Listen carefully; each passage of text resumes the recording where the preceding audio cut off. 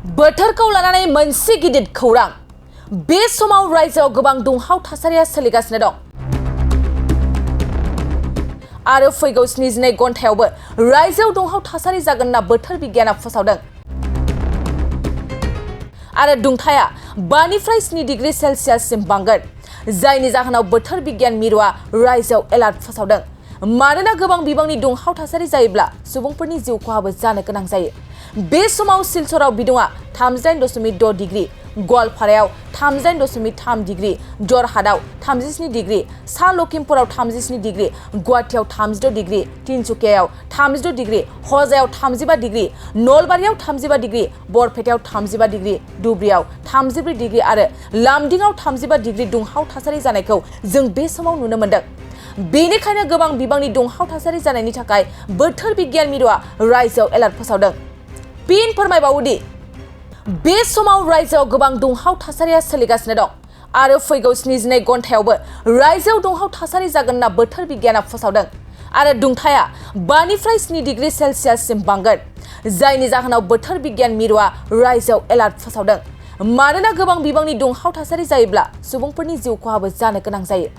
बे समाव सिलचराव बिदुङा 38.6 डिग्री गवालपारायाव 38.3 डिग्री जरहाटआव 37 डिग्री सा लखिमपुराव 37 डिग्री गुवाहाटीआव 32 डिग्री तिनसुकियायाव 32 डिग्री हजायाव 35 डिग्री नलबारियाव 35 डिग्री बरपेटायाव 35 डिग्री धुब्रीयाव 34 डिग्री आरो लामदिङाव 35 डिग्री दुंहाव थासारि जानायखौ जों बे समाव नुनो मोन्दों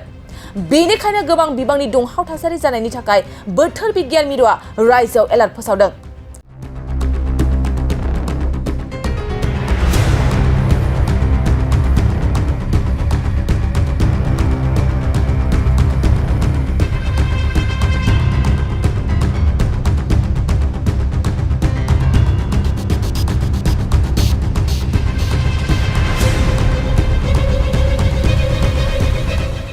मोनसे गोजोनथाव खौरां बिए सेथि सेमिस्टारनि थाखाय गसाइगावनि जारागुरि गबिन्द बसुमतारी कलेजाव मुं थिसननाय हाबाफारिया सोलिगासिनो दं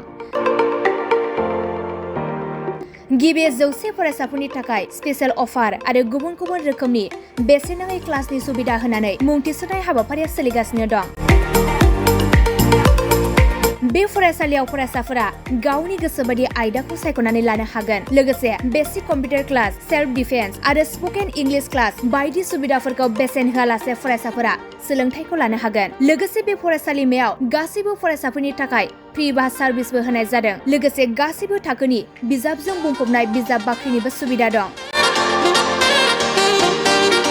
आरो बे खेबनिफ्राय एग्जाम सेन्टार हिसाबै फरायसाफोरा गावनिनो आंगो गबिन्द बसुमतारी फरायसालिमायावनो आनजाद होनो हागोन बिनिखायनो गासैबो जौसिन फरायसालिनिफ्राय उथ्रिसारनाय फरायसाफोरखौ गबिन्द बसुमतारी फरायसालिमायाव खम बेसेनावनो एडमिसन लानानै गोबां सुबिदाफोरनि खाबु लानो हागोन बांसिनै मिन्थिनो थाखाय 9101 784754 7002 71929 970 668088 78 नम्बराव नोंथांमोना खौरां लानो हागोन